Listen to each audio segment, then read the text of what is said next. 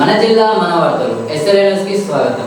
మంచిర్యాల నియోజకవర్గానికి ముప్పు సమస్య లేదని ఎమ్మెల్యే ప్రేమ్సాగర్ జిల్లా కలెక్టర్ కుమార్ దీపక్ అన్నారు. సోమవారం హాజీపూర్ మండలంలోని గుడిపేట వద్ద గల ఎల్ఎంపీఎల్ ప్రాజెక్టు 32 గేట్లు ఎత్తిన సందర్భంగా collector MLA Premsagar DCP Bhaskar సందర్శించారు. ఈ సందర్భంగా కలెక్టర్ మాట్లాడుతూ ప్రస్తుత భారీ వర్షాల నేపథ్యంలో జిల్లాలో ప్రత్యేక కంట్రోల్ రూమ్ ని ఏర్పాటు చేశామన్నారు. ఎవరైనా వరదల సమయంలో ఇబ్బందులు ఎదుర్కొంటే సంబంధిత టోల్ ఫ్రీ నెంబర్ కి ఫోన్ చేయాలన్నారు. ఎప్పటికప్పుడు జిల్లా యంత్రాంగం అప్రమత్తంగా సహాయక చర్యలు చేపడుతున్నామన్నారు.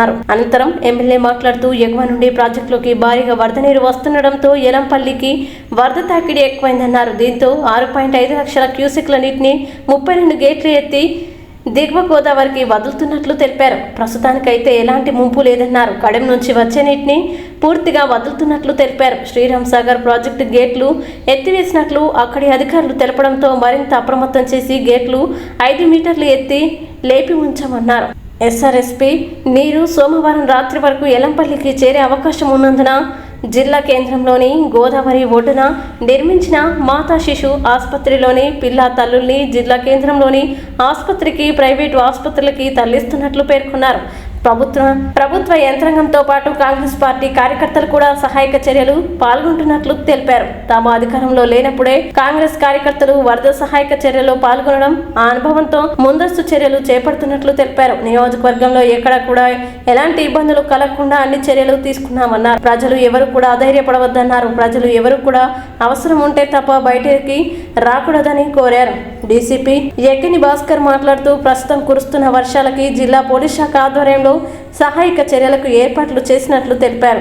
ఎన్డీఆర్ఎఫ్ బృందాలతో పాటు స్థానిక గజయితగాలని అందుబాటులోకి ఉంచామన్నారు. ఈ కార్యక్రమంలో ఇరిగేషన్ అధికారులు ఏఈ రామస్వామి, డిఈ బుచ్చిబాబు, శ్యాంబాబు, తహసీల్దార్ శ్రీనివాసరావు దేశపాండే, కాంగ్రెస్ పార్టీ మండల అధ్యక్షులు తోట రవి, మాజీ ఎంపీటీసీలు బాలరాజు, డేగబాబు, కర్ణమామిడి, పర్తనపల్లి పిఎస్సిఎస్ చైర్మన్లు Kote Sattaiah, Ramarao, Mancherial PSCS vice chairman Rasamalla Srinivas Goud, Mancherial market committee chairman Padmamuni, మాజీ vice chairman Vadda Srinivas, Mancherial Congress party జిల్లా మహిళా అధ్యక్షురాలు పెంట రజిత, ఓబీసీ సెల్ జిల్లా అధ్యక్షులు వడ్డె రాజమౌళి, మండల అధ్యక్షులు సాంబారి కుటుంబారావు, బ్లాక్ కాంగ్రెస్ అధ్యక్షులు పూదారి తిరుపతి, మాజీ ఎంపీపీ కోఆప్షన్ నెంబర్ ఎండి రఫీక్, మాజీ సర్పంచులు కొట్ట మహేందర్, పొట్టాల సుమలత, శ్రీశైలం గౌడ్, స్థానిక నాయకులు పొట్టల శంకర్ గౌడ్, కందుల రమేష్, దొమటి సత్తయ్య, దొమటి బాపు, దొమటి లక్ష్మణ్, అంకం మారుతి, అంకం కృష్ణమూర్తి, అల్లంల నాగయ్య, వడ్డె రవికుమార్, బొట్టు శంకర్ తదితరులు పాల్గొన్నారు. మీడియా గ్రూప్ లో పెడుతున్నాను. ఎప్పుడైనా ఏమైనా ఇష్యూ అయితే ఇమీడియట్ గా కాల్ చేయవచ్చు. I think all media groups లో పెట్టారు. మీ అందరికి కూడా మళ్ళీ ఇస్తున్నాము. ఆల్ మున్సిపాలిటీలో కూడా కంట్రోల్ రూమ్ ఉన్నాయి. కన్సర్న్ ఎంపీడీఓ, ఎంఆర్ఓకి కూడా ఫోన్ చేస్తే వాళ్ళు ఇమీడియట్గా యాక్షన్ తీసుకుంటారు. ఎక్కడైనా మనకి వాటర్ లాగింగ్స్ అవుతుంది, ఎక్కడైనా ఏమైనా లో లయింగ్ ఏరియాలో వాటర్ వస్తున్నాయి, ఇట్లా ఏమైనా అయితే మన వాళ్ళు రెడీగా ఉన్నారు. ఆల్రెడీ రిలీఫ్ క్యాంప్కి చూసి రెడీ పెట్టుకున్నాము. ఏమైనా ఇష్యూ అయితే 2-3 అవర్స్ ముందే మనం చెప్తాం, వాళ్ళు ఇమీడియట్గా వాళ్ళకి షిఫ్ట్ చేస్తాం. సో ఏ పరంగా భయపడడానికి లేవు, ఏ పరంగా నిశ్చింతగా ఉండండి. ఏమైనా ప్రాబ్లం అయితే సార్ట్ అవుట్. ఇప్పటివరకు ఏ రకమైన ఇబ్బంది లేదు. పైకి వెళ్ళి 5 లక్షల క్యూసెక్లు వస్తుంది, కిందికి 6-4 లక్షలు పెడుతుంది. 6-4 లక్షలతోటి మనకు డ్యామేజ్ నష్టం ఇచ్చారు కదా. కడెం కూడా చెక్ చేసాం. కడెం 3 లక్షల నుంచి ఇప్పుడు 70,000 లక్షలు, చాలా తగ్గింది. శ్రీరామ్ సాగర్ కాబట్టి శ్రీరామ్ సాగర్ స్టార్ట్ చేసి 150,000 క్యూసెక్లు విడిచిపెట్టాం. ఇప్పుడు విడిచిపెట్టే నైట్ వరకు వస్తాయి. ఆ 150,000 కలిసినా కూడా కడెంలు ఏవైతే 2 లక్షలు వచ్చినా తప్పుతాయి కాబట్టి ఇప్పుడున్న పరిస్థితులు నష్టం ఇబ్బంది అయితే లేదు. కాకపోతే ఏ రకమైన ఇబ్బంది ఉన్నా, ఏ రకమైన టెన్షన్ ఉన్నా కలెక్టర్ గారి నాయకత్వంలో మొత్తం జిల్లా, ప్రత్యేకంగా మా మంచిర్యాల నియోజకవర్గం ఏదైతే ఇబ్బందులు ఉన్నా, సమస్యలు ఉన్నా అక్కడ మొత్తం 24/7 రెడీ ఉన్నారు. అన్ని బృందాలు రెడీ ఉన్నాయి. డిజాస్టర్ టీమ్ కానీ, ఇరిగేషన్ డిపార్ట్మెంట్ కానీ, పోలీస్ డిపార్ట్మెంట్ కానీ, అన్ని డిపార్ట్మెంట్ అన్ని ఎక్కడెక్కడ చేసేస్తాం. రూరల్కి వచ్చే వరకు ఎప్పటికి వరకు మన ఎంఆర్ఓలు వాళ్ళతో పాటు టీము, అదేవిధంగా మున్సిపాలిటీకి వచ్చే వరకు మున్సిపల్ కమిషనర్లు, పోలీస్ డిపార్ట్మెంట్ అందరూ, ఎందుకంటే ఎక్కడెక్కడ కూడా ఏ రకమైన ఇబ్బందులు లేకుండా ప్రజలకు ఏ రకమైన కష్టం కలుగుతుందో బాధ్యత మనం చేస్తున్నాం. ప్రజలు ఏ రకంగా కూడా భయపడాల్సిన లేదు. 24/7 అందరూ అవైలబుల్ ఉన్నారు. అందరి కాల్ నెంబర్లు అందరూ ఇస్తారు.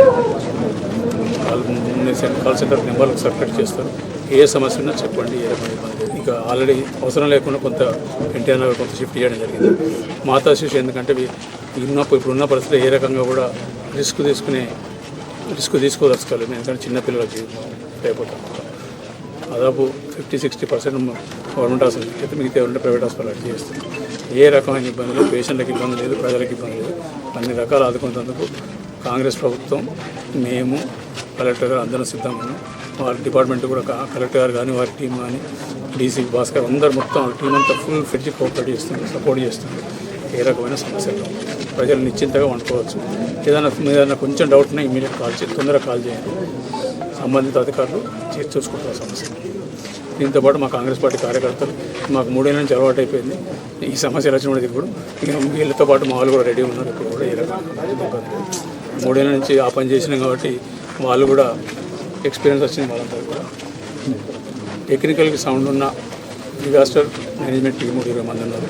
ఇది కాకుండా గజయితాలను కూడా ప్లాన్ చేశాం. ప్రజలు కూడా కొంచెం అధికారులు చెప్పింది అనవసరంగా రిస్కులు తీసుకొని ఇటు దాటకుండా ఉంటే వాళ్ళకు కానీ మాకు కానీ ఇబ్బందులు ఉన్నాయి. తప్పకుండా అన్ని రకాల రక్షించిన ఎక్కడెక్కడ ఏమైనా ఇబ్బంది జరిగినప్పుడు వాళ్ళకు ఫుడ్ గ్రెయిన్స్ కానీ ఏమైనా ఇబ్బంది అయినప్పుడు సహకరిస్తున్నాం. ఏ రకమైన నష్టం జరగకుండా కాబట్టి ప్రజలకు ఏ రకమైన కష్టం రాదు. అంత మటుకు ఈ ఇందిరామ రాజ్యంలో గ్యారంటీ. ఈరోజు గౌరవ ఎమ్మెల్యే గారు, గౌరవ కలెక్టర్ గారు ఆధ్వర్యంలో పోలీస్ సిబ్బంది మొత్తము రెడీగా ఉన్నాము. ఎక్కడైతే మంచిర్యాల పట్టణంలో రామ్నగర్, ఎన్టీఆర్ నగర్లో అబ్జర్వేషన్ కోసం పోస్ట్ పెట్టినాము.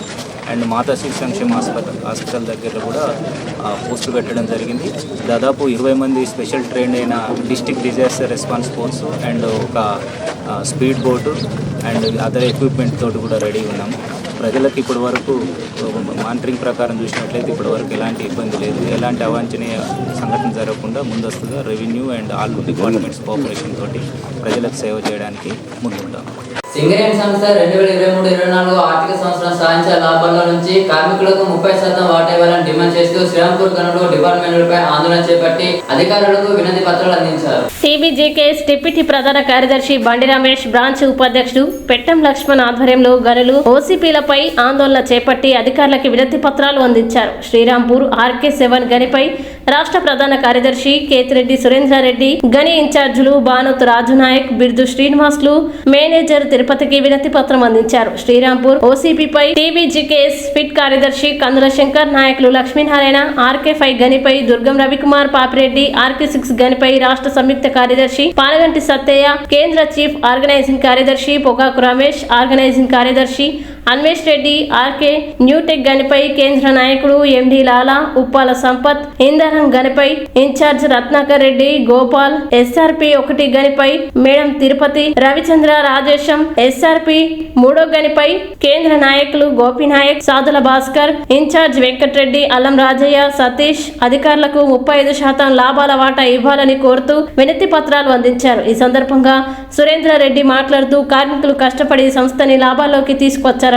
తెలంగాణ సింగరేణిని అభివృద్ధి చేసింది కేసీఆర్ అని అన్నారు. 14% ఉన్న లాభాల వాటాని 33% పెంచి కార్మికులను భాగస్వామ్యం చేశారన్నారు. సంస్థను 40,000 కోట్ల టర్నోవర్ కి తీసుకొచ్చారని చెప్పారు.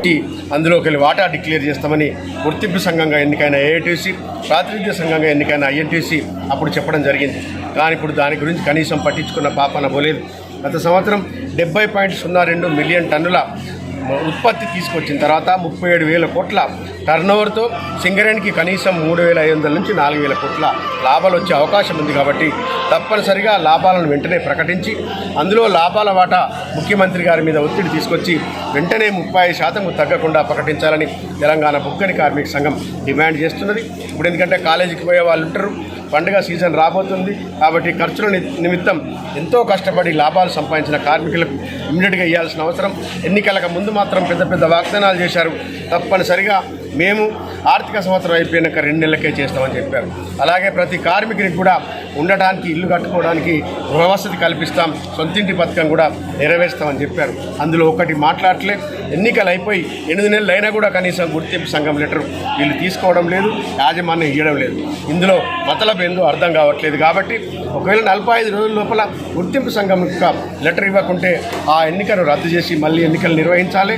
ఆ లోపుగా ఇంతకితం ఏదైతే గుర్తింపు సంఘం ఉందో, తెలంగాణ బొగ్గని కార్మిక సంఘం ఉందో దాన్ని గుర్తింపు సంఘంగా ప్రకటించాలని చట్ట ప్రకారం ఉన్నది కాబట్టి తప్పనిసరిగా అలా చేయాలి. లేకుంటే అన్ని యూనియన్లను అప్పుడు తెలంగాణ బొగ్గని కార్మిక సంఘం కాల పరిమితి అయిందని అన్ని యూనియన్లను ఆహ్వానించాలన్నప్పుడు యాజమాన్యం ఎలా అయితే ఆహ్వానించిందో ఇప్పుడు అన్ని యూనియన్లను కూడా ఆహ్వానిస్తే ఇప్పుడు సింగరేణిలో రక్షణ కరువైపోయింది కాబట్టి పనిముట్ల కొరత ఉన్నది. కార్మికులు అరిగోస పడుతున్నారు కాబట్టి ఏ కార్యక్రమానికైనా కూడా అన్ని యూనియన్లను పిలవాలని చెప్పి తెలంగాణ బొగ్గని కార్మిక సంఘం డిమాండ్ చేస్తూ 2 రోజులుగా ఎడతెరిపి లేకుండా కురుస్తున్న వర్షాలకు గోదావరి రూపం దాల్చింది. గోదావరిలోకి వరద నీరు ఉధృతి పెరగడంతో లోతట్టు ప్రాంతాలు జలమతమయ్యాయి. కడెం ప్రాజెక్టు గేట్లు ఎత్తివేయడంతో హాజీపూర్ మండలంలో ఎల్లంపల్లి ప్రాజెక్టులోకి గోదావరి నీరు వరద ప్రవాహం పెరిగింది. దీంతో ఎల్లంపల్లి ప్రాజెక్టు 33 గేట్లు తెరిచి దిగువ ప్రాంతానికి నీటిని విడుదల చేశారు. గోదావరి పరవలు తొక్కుతుండగా దిగువ ప్రాంతంలో గోదావరి నీరు చేరుకుంది. గోదావరి తీరంలో పుష్కర ఘాట్ వరకు గోదావరి నీరు చేరుకుంది. ఇంకా గోదావరి నీరు విస్తరించే ప్రమాదం పొంచి ఉండడంతో గోదావరి ఒడ్డున ఉన్న ప్రభుత్వ మాతా శిశు ఆసుపత్రిలోని రోగులు వారి కుటుంబ సభ్యుల్ని ఎమ్మెల్యే కొక్కిరాల ప్రేమసాగరరావు సూచనల మేరకు ప్రభుత్వ ఆసుపత్రికి తరలించారు. మరోవైపు రాళ్లవాగు ఉధృతంగా ప్రవహిస్తుండటంతో ఎన్టీఆర్ నగర్ ఎల్ఐసి కాలనీ వాసులు ఆందోళన చెందుతున్నారు. గోదావరిలోకి రాళ్లవాగు విలీనం కాక ఆ నీరు చుట్టుపక్కల విస్తరిస్తోంది. గత ఏడాది వరద నీటికి అనేక కాలనీలు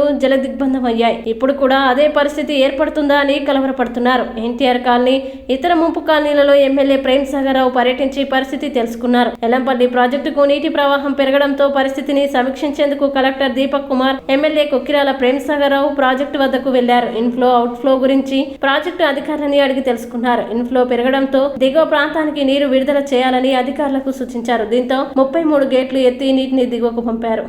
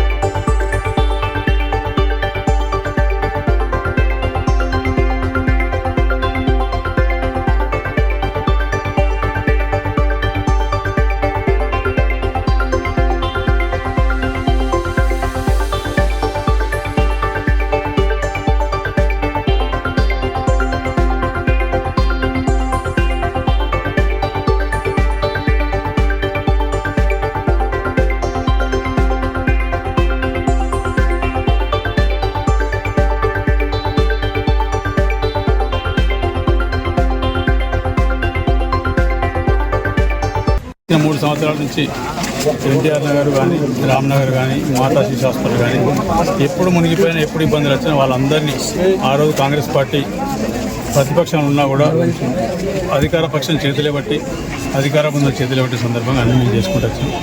ఇవాళ ఖచ్చితంగా అధికారులు ఉన్నాయి కాబట్టి దానికన్నా 100 రెట్లు మనం చేస్తాం.